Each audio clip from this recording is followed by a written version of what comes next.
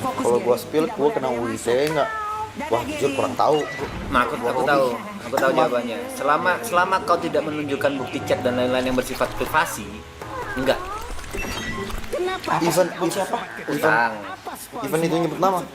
Event itu nyebut nama bisa jadi jatuhnya pencemaran baik, tapi bisa kalau memang mau disidang nih, mau disidang pencemaran nama baik ya adu di sidang. Kalau memang terbukti memang dia melakukan, ya nggak pencemaran nama baik. Misal, let's say, dia spill nama lengkap gitu, deng gitu. Itu bisa disidang, bisa UIT. Misalnya, ini Thierryson balikin utangku, aku ngepost gitu. Thierryson balikin duitku. Kau udah utang segini nggak dibayar-bayar gitu. UITE enggak, karena di UITE itu nggak ada hal privasi yang disebutkan di sana. Tapi bisa dituntut Pencemaran nama baik, jatuhnya bukan UITE. Pencemaran nama baik. Beda case ya. Nah, pencemaran nama baik ini kalau memang terbukti kau punya utang, ya enggak, itu enggak pencemaran nama baik. Pencemaran nama baik itu posisinya adalah kalau lu bohong. Setauku sih kayak gitu.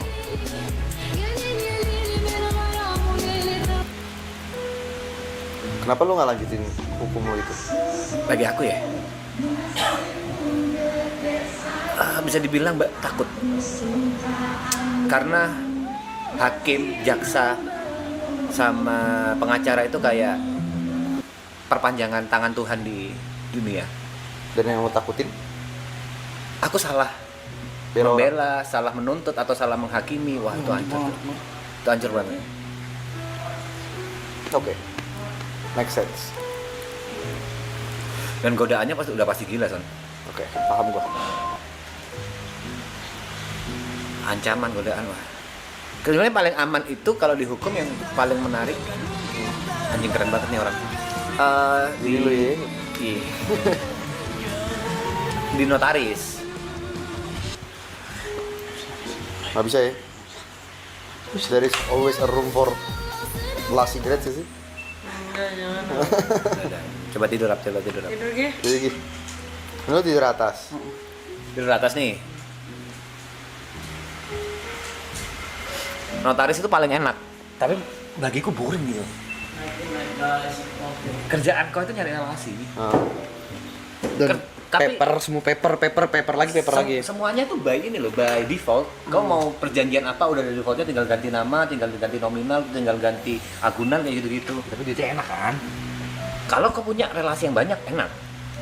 Kau kenal sama orang, let's say orang bank, let's say orang developer yang gede. Ya duitnya dari situ. Kalau relasi kau dikit ya sampah juga kau tuh.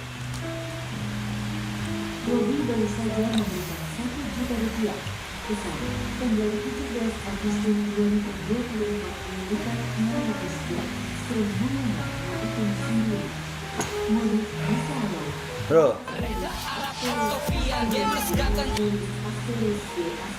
gini nih, saranku Robi ya. Soal utang piutang nih. Utang piutang itu tricky. Kau bisa ngaku-ngaku memang dia utang atau memang dia utang. Pilihannya kan dua itu. Kalau memang dia utang, buktinya apa? Dia punya utang. Terus logikanya orang punya utang ada agunan. Kau megang agunan atau enggak? Oke. Karena kalau kau nggak megang agunan, udah fuck up kau. Kalau misalnya dia bilang itu maksudnya perjanjian loan. Jaminan. Jaminan. Kalau kau nggak megang jaminan, udah fuck up. Itu udah nggak bisa dianggap utang piutang ya? Bisa dianggap utang piutang. Tapi kalau dia dibilang nggak mampu bayar, Selesai itu. kehakiman kejaksaan itu mau ini apa? Karena ini masih ke perdata ya? Maksudnya perdata. Nggak akan bisa dipenjara. Oh, utang piutang itu nggak bisa pidana? Nggak akan bisa. Beda urusan. Oke, let's say dia menang dia kasus ini. Orangnya nggak bisa bayar. Kita hantum secara perdata. Yang nuntut ini bisa dapetin apa? Kalau memang terbukti dia punya utang dan perjanjian itu bla bla bla bla. Oke. Dia bisa minta ganti rugi bisa. Misalnya gua yang minjem duit si Robi nih. Dia nuntut gua nih. Terbukti gua minjem dan gua nggak balikin duitnya. Tapi nggak ada jaminan. Gua udah nggak ada duitnya. Ya itu yang fuck up. Kalau kau nggak ada duit, Oke, gua nggak ada duitnya. nggak ada duit sama sekali, kau nggak punya. Bisa nggak kita ambil rumahnya? Ya itu kalau dia memang punya aset bisa. Kalau dia nggak ada punya sama Nggak sekali. punya sama sekali itu fakap udah. Udah fakat. Udah Sidang fakat. kalau misalnya gue nggak punya apa-apa. Hmm. Tapi kalau misalnya gue masih punya apa-apa, semua aset gue disita. Bisa, bukan disita, bahasanya diambil lah Dia sama ambil mereka. dan dinilai nominalnya. Yes. Kalau misalnya masih ada sisa, Apapun itu ya. apapun itu, kalau misalnya gue udah telanjang nih, ternyata dipotong-potong gue masih ada 200 juta gitu. Yaudah. Ya udah. Si Cuma Robi dapat ini 200. harus redo nih. Iya, kayak gitu. Oke. Kalau bank gue tahu, kalau bank tuh bener lu semua aset tuh disita sampai nol, habis itu udah. Tapi kalau bank pasti ada agunan ya. Iya, pasti ya. Pasti ada hitungannya. Agunannya itu pun paling 60%, sorry. Yang diutangkan 60% lah maksimal. Bank pasti untung. Pasti untung. Bank pasti untung. Bang. Jadi daripada kau nagih-nagih kayak gitu, ya kau nyari bukti lah. Karena nagih juga percuma kalau duit udah pakai. Ya nggak sih? Kalau dia nggak punya duit mau apa? Ya, mau ngomong apa ya? Atau kalau mau cara jahatnya, kau bawa itu ke pidana jadi penipuan. Oh iya betul. Tapi kau harus bisa membuktikan kalau dia menipu. Kalau nggak bisa juga PR. PR buat kau. Itu hukum kepilitan namanya, betul. Ya sampai dia pilot udah kelar. Oke, sorry nih, tapi gue masih penasaran. Berarti, tapi gue sorry, gue ungkit-ungkit lagi ya. Santai. Kasus cengkel Hmm. itu nggak lu perdatain? Pidana jatuhnya. Penipuan. Penipuan. Heeh. Dan itu udah. Kalau aku udah ikhlas. Oh, Karena hitungannya aku karena total aku duit 200 jutaan.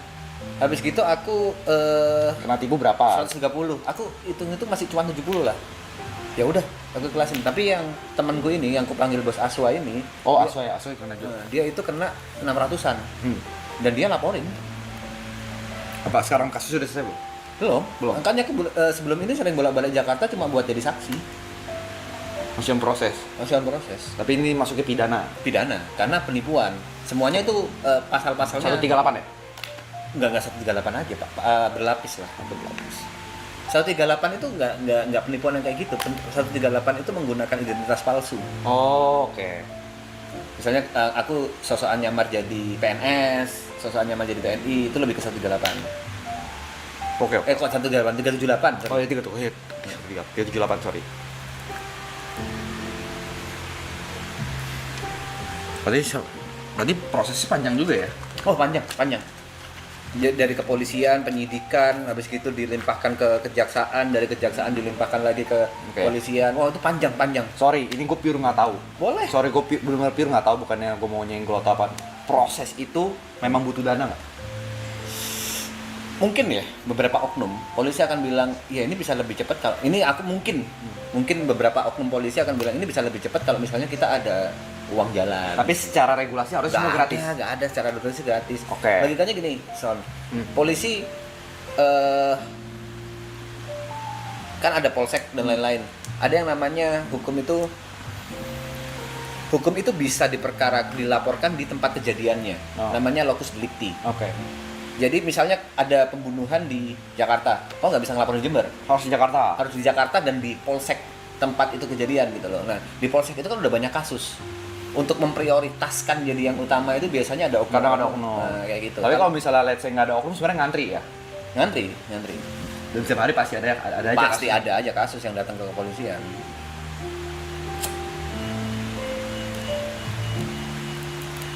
Kenapa aku sering ke Jakarta? Karena bahasanya locus delicti-nya waktu itu di BSD. Jadi aku sering ke polsek apa ya waktu itu.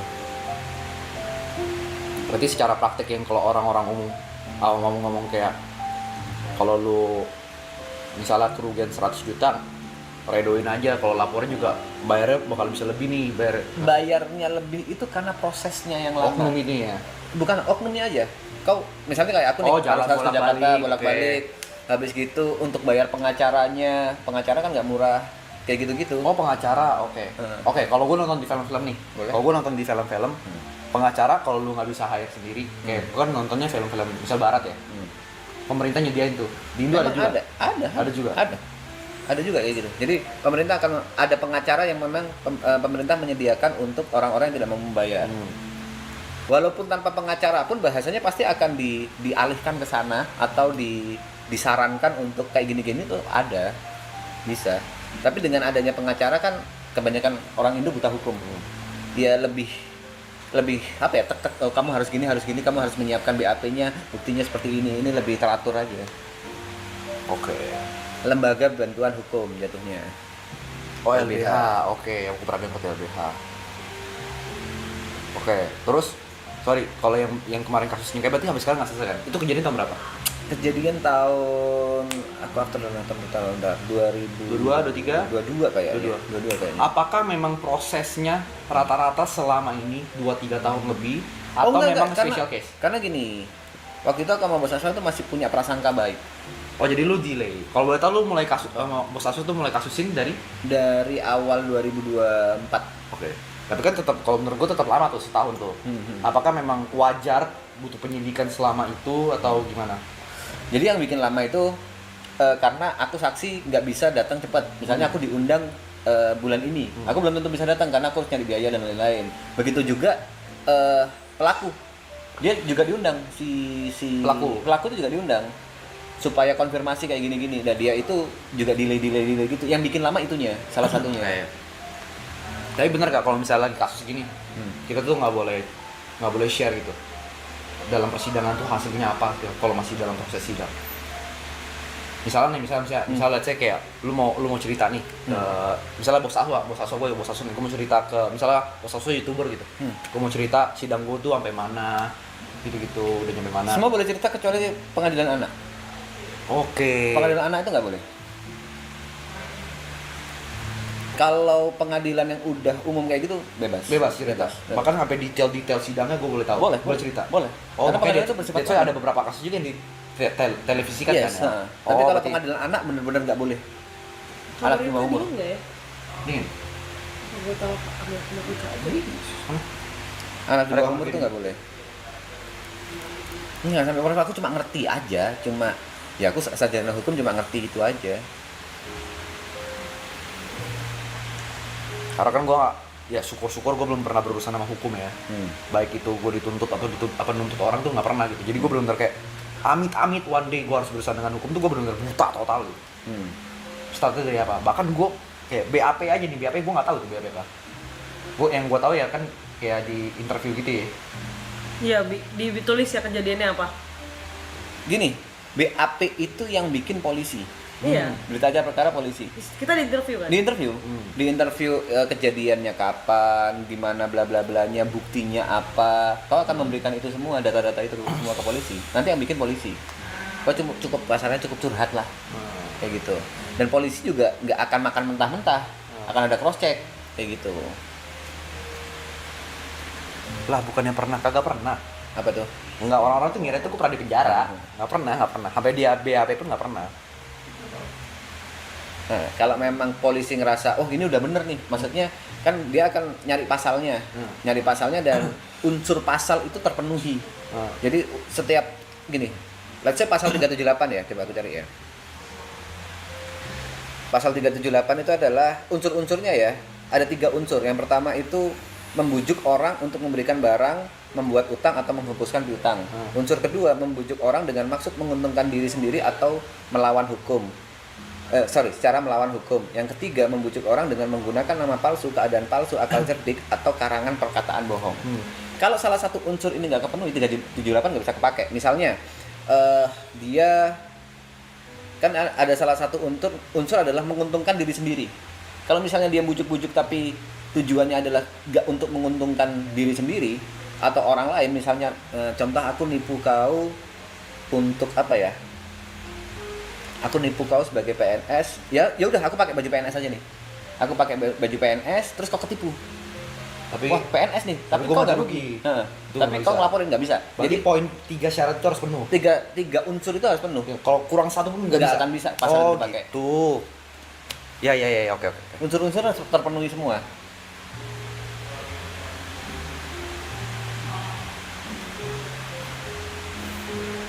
Nah itu polisi pasti akan melihat apakah unsur-unsurnya terpenuhi di pasal-pasal ini. Begitu dia penuhin, dia akan masukkan ke kejaksaan. Kejaksaan akan menilai. Bukan menilai lagi. Kejaksaan akan memproses untuk membuat persidangan. Oke, ada panggilan-panggilan. Yes, seperti itu. Oke. Nah, gue ada pertanyaan lagi nih. Kalau orang pernah masuk penjara dan dia udah bebas gitu, apakah semua orang tuh bisa ngelihat track recordnya? Kalau dia tuh, oh ini orang pernah di penjara gitu. Mantan. Apakah dibuka secara umum maksudmu Iya, kayak betul. gitu? Ada satu website bisa ngecek gitu. Misal aku cek George Sandika gitu. Oh, mantan napi atau tidak gitu. Setauku nggak ada sih di Indonesia. Berarti itu secara private gitu. Secara pribadi aja. Secara pribadi aja. Secara pribadi aja. Setauku sih nggak ada. Setauku ya. Nggak tahu kalau misalnya sekarang udah ada webnya yang kayak gitu kan. Tapi setauku tuh nggak ada. Oh udah bisa. Aku nggak tahu nih. Benar-benar nggak tahu. Oh sekarang udah bisa. Oke. Oh. Kalau SKCK pun itu bisa bersih kan. SKCK itu kan balik lagi private, bukan yang ini. Oke. Setauku sih, oh udah bisa ya sekarang ya. Udah nggak bisa. Oh udah ada di MK, oh iya betul. Oh, Udah di MK sekarang. web Mahkamah Konstitusi udah ada. Oke. Nah, aku pertanyaan lagi nih. Ini aku juga udah penasaran. Hah. Apa definisi pasal karet?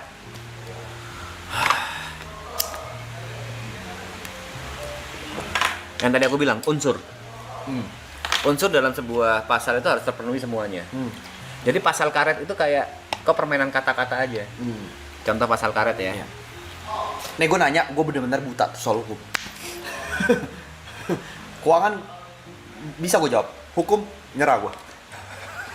nyerah gue.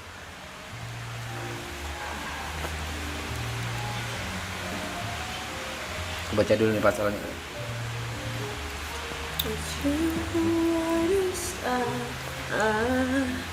Kalau gue nggak buta hukum, tidak mungkin kemarin gue blunder itu dulu. Gue nggak buta hukum gue. Excuse me, I'm sorry. Harus ada contohnya nih. Saya pamit undur diri. Lagi nyari nggak? Gue penasaran aja. Karena kan kebetulan kan ada memang yang belajar tentang hukum kan. Tuh, penasaran. Biar nggak bego-bego banget soal hukum lah. Gue tuh baru tahu perdata dan pidana tuh berbeda tuh tahun lalu anjing. Bangsat. Sumpah anjing. Gue kira tuh semua hal di dunia itu bisa dipenjarain, ternyata tidak. Nggak bisa. Utang piutang nggak bisa. Apapun ceritanya nggak akan bisa. Mentok memiskinkan.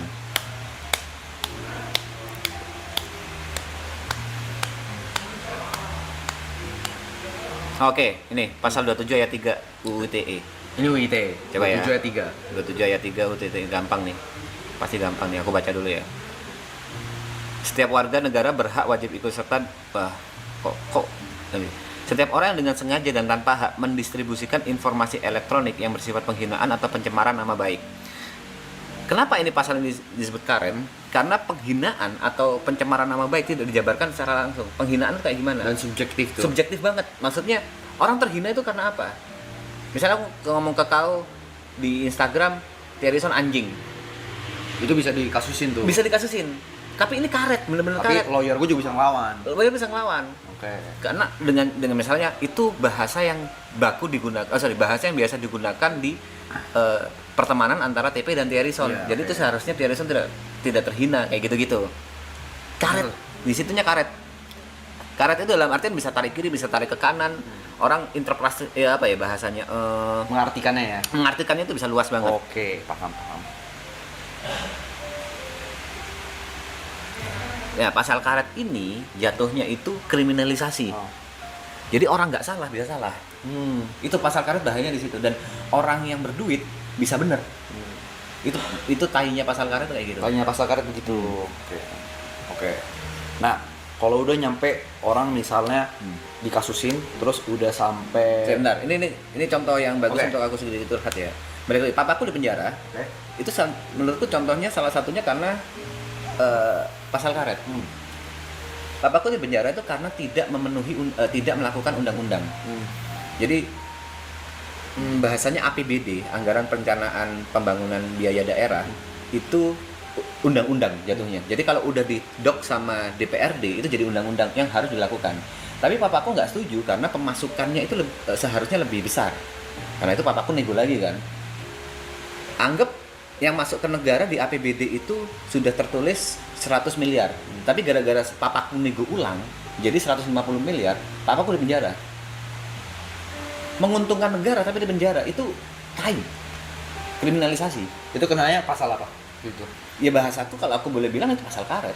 Oh. Karena itu menguntungkan negara, tapi papaku juga salah. Oke. Karena tidak mengikuti undang-undang. Kalau papaku nggak ngide gitu ya bahasanya, nggak ngide buat nguntungin negara, oh ya udah jual aja 100 miliar. Ya aman papaku.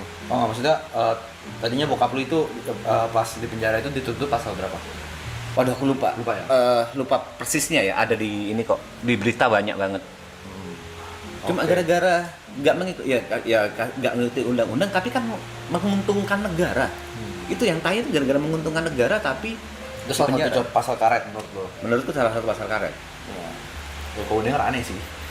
Kau nguntungin negara. Gue mau nguntungin negara 50M lebih gitu. Ini contoh, kau anak buahnya Arab. Arab bilang, kau jual merchku 500.000. Kau ngerasa, Kayaknya market lu bisa 750 Tulis, lebih. kau jual 750. Arab ngehukum kau gara-gara jual 750. Kan nguntungin Arab. Ya kayak gitulah contohnya. Oke, menarik. Oke, menarik. Oke, ada lagi nih. Oke, kita ngomongin soal hukuman penjara ya. Pidana nih berarti. Kan pidana tuh kalau yang gua tahu dalam beberapa Bentar, ini. Untungin 50M tapi kantongin berapa? Bro, itu uang langsung masuk ke rekening APBD. Langsung masuk rekening. Nggak lewat papaku dulu Ya kalau atau apa. ya kalau beda cerita masuk ke rekening bokap lu dulu ya itu Iya, nggak itu salah dihukum gitu loh. Iya, nggak salah dihukum. Aku nggak akan membela segitunya. Dan ini kan langsung masuknya rekening APBD kan. Langsung salah satu yang bikin aku hancur banget waktu itu karena keuanganku tuh sampai aku sewa pengacara yang top banget di Indonesia. Itu aku habis-habisan di situ. Begitu aku sampaikan berkasnya, dia akan bilang, dia langsung bilang gini, ini dilihat dari sudut pandang manapun nggak salah. Kok bisa dipidana? Dia bilang kayak gitu. Top pengacara nomor 1 di Indonesia bilang kayak gitu. Oke. Soal hukuman penjara ya. Kan kalau kan ada tuh beberapa semua pasal ya.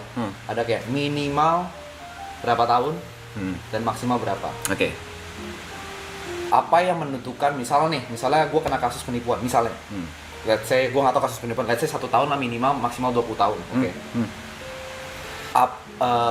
Gimana hakim tuh bisa nentuin, oh lu 7 tahun deh, Oke. lu 3 tahun deh, lu minimal atau lu maksimal deh.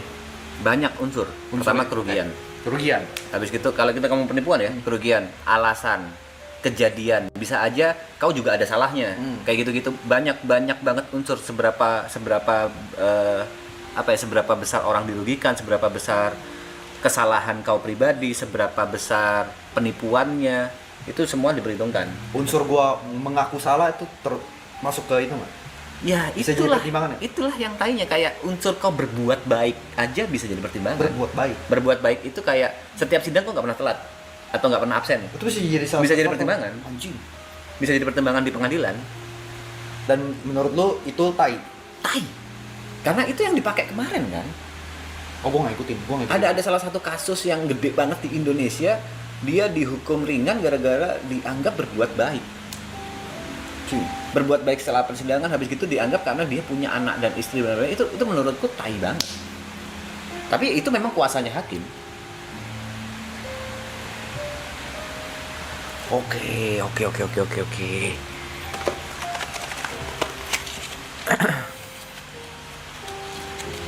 Oh, itu yang viral di internet yang sopan. Ya. Itu salah satunya gara-gara itu. Iya. Tapi itu kuasa hakim ya. Oke. Itu kuasa hakim yang memang kita negara hukum. Kuasa hakim ya. Yang kita nggak bisa ngapa-ngapain udah. Bahkan presidennya nggak bisa nyentuh kan? Nggak bisa. Karena kan emang Nggak bisa. kan. Trias politika. Ya. Konstitusinya beda kan. Nggak bisa. Presiden nggak bisa intervensi. Jadi mau di kita sana. mau ngeluh presiden kayak gimana pun, presiden nggak bisa turun tangan. nggak bisa. Tapi presiden mungkin bisa kasarannya menghakimi hakimnya, mungkin bisa. Tapi untuk kasus intervensi nggak bisa. Tapi kalau misalnya kayak hakim terduga apa ya? Bisa. Kan?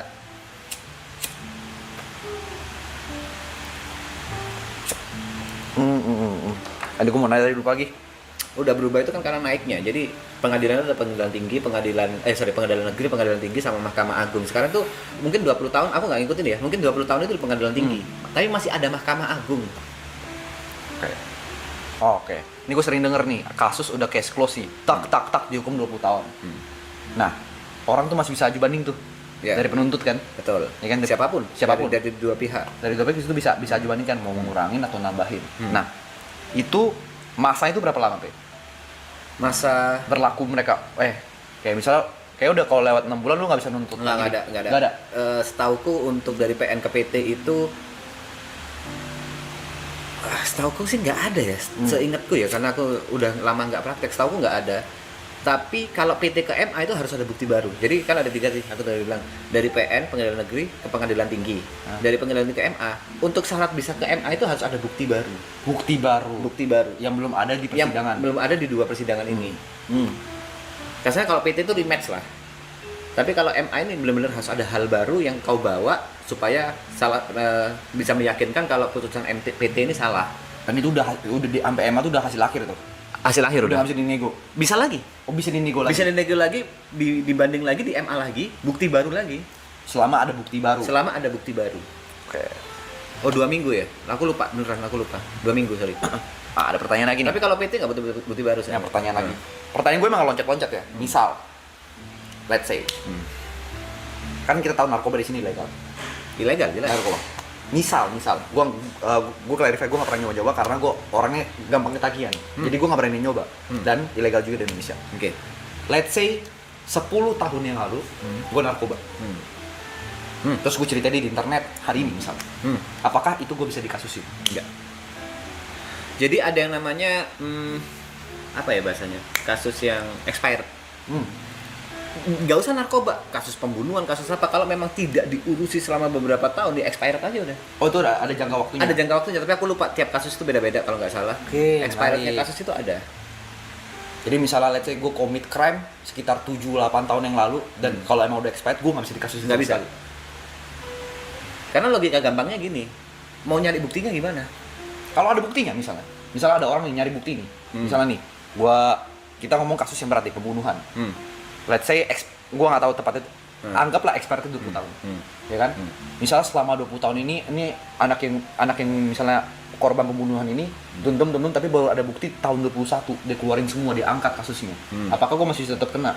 Seharusnya nggak bisa ya, Karena udah expired. karena udah expired. Seingatku Walaupun kayak gitu. buktinya kuat. Walaupun aku nggak tahu, itu mungkin kalau viral mungkin bisa.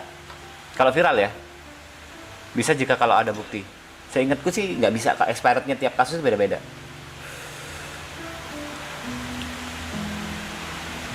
Bentar, mending aku googling expired kasus pembunuhan.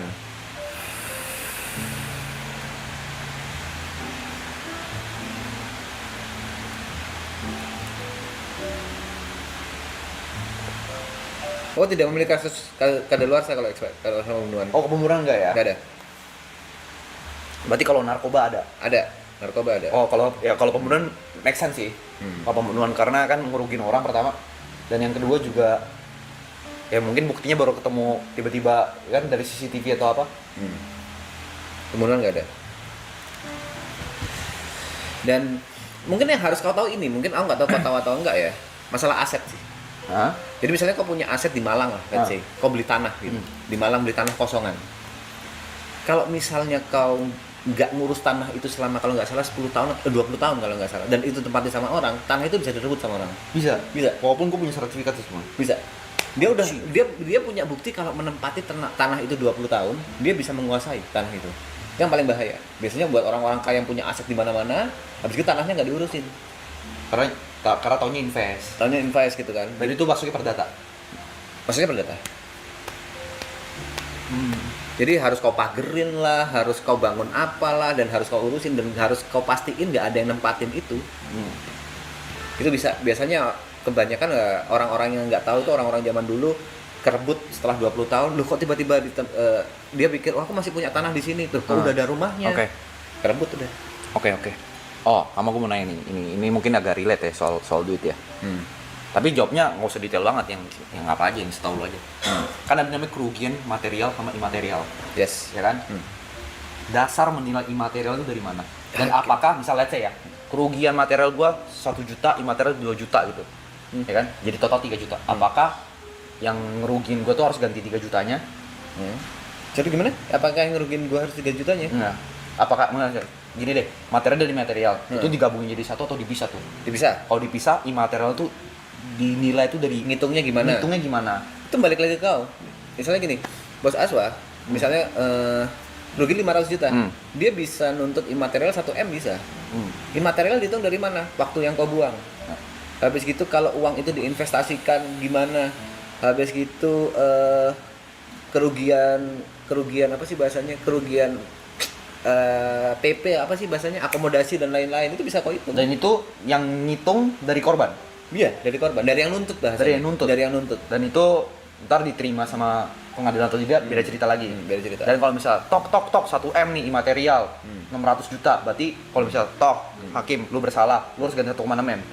Oke. Dan ini kalau mau nuntut itu sekalian yang tinggi. Misalnya jaksa atau kau mau nuntut sekalian tinggi karena hakim itu di Indonesia jarang banget 100% tuntutannya diterima. Diringanin ya biasanya. Biasanya ya cuma diputuskan 50% atau 40%. Jadi kalau mau nuntut tinggi aja. Makanya kenapa aku bilang kayak jaksa di kasus pembunuhan deh. Jaksa itu cuma nuntut 5 tahun, itu udah aku tanda tanya. Loh, kok nuntut 5 tahun? Karena udah pasti putusannya di bawah itu. Udah pasti, nggak mungkin, jarang banget ada memang, tapi jarang banget itu hakim memutuskan mentok dari tuntutan itu jarang banget. Oke. Sama aku pernah sering nih nonton film. Kalau gue kan dasarnya film aja, kan gue sering nonton film.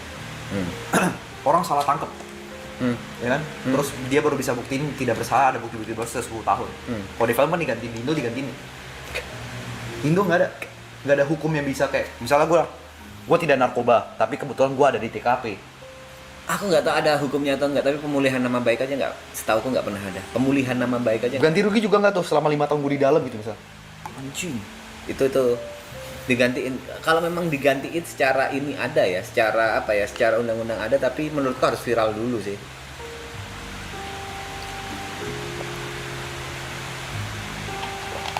Harus benar-benar viral dan lain-lain, itu balik lagi ya. Ada mas kalau pemulihan, iya, kalau misalnya pun ada, aku jarang banget ngelihat pemulihan nama baik itu ada dilakukan gitu, dengan cara apa. Karena gini, gue tuh suka nonton film kan. Gue tuh lumayan, tapi ya karena gue nonton film US, jadi gue kayak jadi meleknya tuh hukum US. Salah satu series yang gue nonton tuh series Suits namanya. Itu pengacara lah, ceritain tentang pengacara dan kasus itu banyak. Nah tapi kalau untuk Indo, gue benar-benar buta total gitu. Indo itu ngikutin hukumnya Belanda, benar-benar ngikutin hukumnya Belanda. Persis Belanda. Turunannya, jadi untuk perdatanya aja itu kita masih pakai BW namanya, Burgerlijk Wetboek. Jadi kebanyakan itu memang dari Belanda. Hukum-hukum kita itu bahasanya hukum apa sih sistemnya? Hukum publik ya. Ada, aku lupa lagi sistemnya. Kita memang karena kita dijajah Belanda bertahun-tahun ya. Berabad-abad. Jadi 2,5 abad, ya.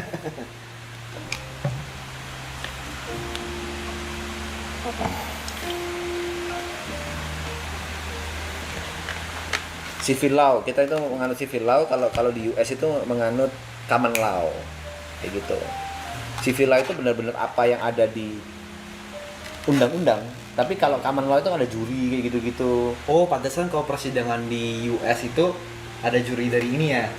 Ada apa? Nah, kayak ada gitu. juri dari warga-warga. Betul. Yang... Dan sesuai dengan kasusnya. Misalnya apa ya? Misalnya tentang kasus pembunuhan deh. Jangan pembunuhan terlalu common, terlalu biasa. Tentang kasus penipuan elektronik, di situ pasti ada juri yang dari orang elektronik dari bidang gitu. itu. Dan di situ ya kalau gua tonton kan ya juri ini yang nentuin dia bersalah atau enggak kan. Bukan hakimnya kan. Bukan. Kalau hakim salah satunya. Oh, hakim salah satunya. Juri itu yang meyakinkan hakim. Oh, yang meyakinkan. Tapi hakim. tetap ketok palunya hakim. Yes. Setauku kayak gitu. Setauku ya. Civil war, untungmu civil war, civil law bahasa kita.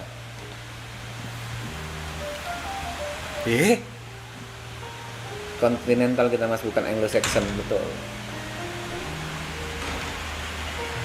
Pen, alertnya error pen, tolong pen. Harus verify tuh. Sorry. Oke. Kenapa itu gitu? Rame ya yang kita di Tiger. Kamu ya? Iya. Gua belum nonton. 50.000 lagi aja. Di TikTok. Gini. Oh ya. Yang dari sudut kanan atau dari belakang? Share ke gue coba.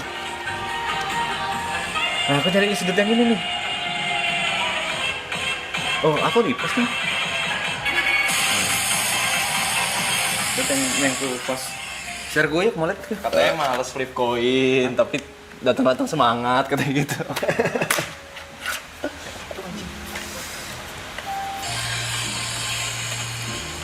Hukum tuh menarik tapi menakutkan buatku. Karena aku ngambil hukum tuh kan menurutku gampang. Gampang dari mata kuliah yang lain menurutku. Kalau dibandingkan sama kedokteran, Berarti lu jago menghafal ya? enggak juga. Hukum itu enggak menghafal. Oh, nggak menghafal. Kita itu enggak diwajibkan untuk nginget-nginget pasal. Tapi disarankan untuk nginget. Nggak mungkin orang bisa nginget pasal segitu banyaknya yang terus undang-undang juga muncul terus gitu kan. Nggak mungkin bisa nginget. Tapi kita harus seenggaknya tahu. Dan argumen sih, lebih ke argumen. Itu harus di-interact pun. Alertnya lu interact. Nah, lu klik. Nah, Beberapa pasal itu multi tafsir ya? Ada beberapa pasalnya, pasal karet tuh biasanya. Bahasanya pasal karet udah dibahas tadi. Dia bisa dilebar-lebarin sesuai kebutuhan. Bisa kriminalisasi juga tuh. Seseorang baru saja mendapatkan oke. Ngetes, oke. Tapi pasal karet itu kalau misalkan orang-orang udah sadar itu pasal karet, Gimana? orang-orang udah sadar kemungkinan itu pasal karet, kenapa gak di-fix? Kau tahu siapa yang buat undang-undang di Indonesia? DPR? Ya udah, tanyakan ke DPR. Ya, Kita negara demokrasi. Nih menurutku ya salahnya, bahasaku bukan sistem, tapi salahnya masyarakat Indonesia. Kau masih inget gak presiden yang kau pilih? Masih? Kau inget gak siapa anggota DPR yang kau pilih? Itu. gue inget ada yang temen gue aja. Kan ada banyak tuh. Iya. Ada DPR, DPD Iya, dan lain-lain. ya, kan? yang gue inget DPR karena satu ada temen gue udah. Bukan karena kualifikasi sih, jujur. Apa sih pakai tangan? Mungkin aku lupa. Kasusnya Bos Aso itu mungkin. Aku lupa nama daerahnya. Nah, itu masalahnya. Kebanyakan orang Indonesia tuh fokus sama eksekutif aja. Tapi Legislatif yang nggak fokus sama legislatif yang mewakili suara rakyat. Padahal itu yang buat undang-undang. soalnya kadang kita juga bingung tau Pe. Hah? Mau cari tahu mereka begitu gimana gitu. Ya itu masalah di Indonesia sekarang. Nggak bisa nggak teredukasi gitu loh. Kayak nih, dang, tiba-tiba gue mau nyoblos itu. Banyak banget nama Bisa kan? aja gitu loh. Namanya nggak pernah gue denger. Kebanyakan orang lihat dari partai. Padahal partai belum tentu. Misalnya partainya bagus nih, belum tentu orangnya juga bagus. Setuju. Itu masalah yang masih belum bisa dikelarin. Makanya aku sempat ngobrol sama Gary, kayaknya kita nggak siap demokrasi deh. Sistemnya udah bagus nih, sistem demokrasi bagus, sistem demokrasi dipakai di negara-negara maju banyak. Tapi manusianya yang belum siap. Sistemnya juga. Karena eksekutif sama legislatif itu setara. Yang bikin undang-undang ini legislatif. Eksekutif udah nggak boleh ikut campur. Dalam hal ini presiden nggak bisa ikut campur. Ada pertanyaan menarik. Nggak menarik sih, bukan penasaran. Misalnya ada kasus pencopetan, ditangkap sama polisi di jalan. Itu kan masih polsek dulu dong. Sebelum sidang, berarti dia di polsek itu terus. Tahanan. Karena itu jatuhnya tertangkap tangan. Tertangkap tangan. Jadi bukti udah jelas, udah tinggal ngatur, udah tinggal tahan. Itu udah aja. bukan tersangka lagi berarti. Udah jatuhnya masih tersangka bahasanya ya, kita ngomong bahasa aja. Tapi itu udah deket-deket terdakwa ya. Terdakwa itu pada saat dia udah ada dakwaan dari jaksa. Cuma bahasa aja nih. Sangkaan, dakwaan sama pidana, terpidana itu 3 bahasa yang dalam proses aja. Gitu. Walaupun dia tertangkap tangan, dia masih tersangka. Begitu udah ada dakwaan dari kejaksaan, jadi ini terdakwa. Tapi kalau udah OTT, kena OTT udah pasti di polsek. Pasti ditahan. Nggak ada alasan untuk keluar tuh. Ada. Kalau dia orang kaya. Bisa aja dengan alasan ini itu atau apa, mungkin bisa ya. Dalam artian dia bisa bayar pengacara yang good untuk membuat dia lepas dari tahanan, mungkin bisa. Nah, kalau gue nonton film-film US, itu kan ada Misalnya nih, dia kena kasus apa nih? Ini film ya, film kan.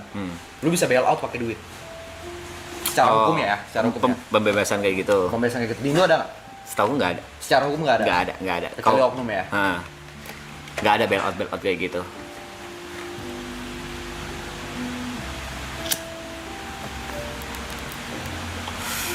Mas, menurutmu lapas di Indo sekarang cukup nggak sih? Nah ini,